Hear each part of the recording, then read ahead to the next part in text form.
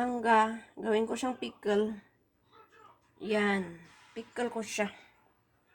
Kain tayo. Mangga.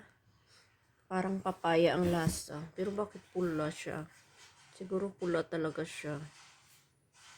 So, hindi man siya kalakihan. Maliit lang. Hindi talaga malaki.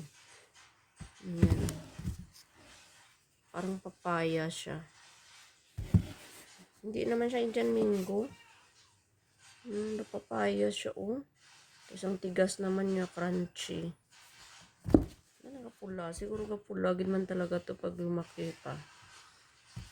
Ito maliliit pa siya, yung tingnan. Kain tayo ng mangga, mga fish. Mangga tayo dyan. Mag-pickle. Thanks for watching. Ang pickle na mangga, binabad ko sa asin, garlic, at saka sa paminta.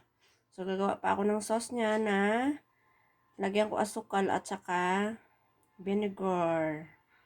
Yan lang. Thanks for watching. Yummy sa mga best, oh.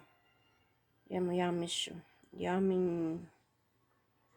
Gumawa ako ng sauce ng aking mangga na pickle. Nilagyan ko na siya ng asukal. Tapos, pang pickle na vinegar. Tapos, paminta. Tapos, dito ginbabad ko na siya sa garlic, paminta, at asin. So, ito lang. Ito lang kasimple. Pero yummy siya pang himagas. Pampagana ng kain. Yan. Natakam na ako. Naglalaway na ako. Thanks for watching. Ito ko siya ilalagay. Yun. Nalaki siya, oh. Tama-tama lang to siya. Dito ko siya ilalagay, mga besh.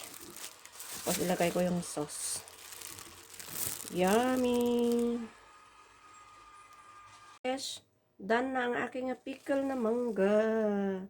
Tingnan niyo siya. Tapos may natira pa doon. Tapos maghiwa pa ako ng isa. May natirang konting sauce. Yan. Thanks for watching. Yummy, yummy.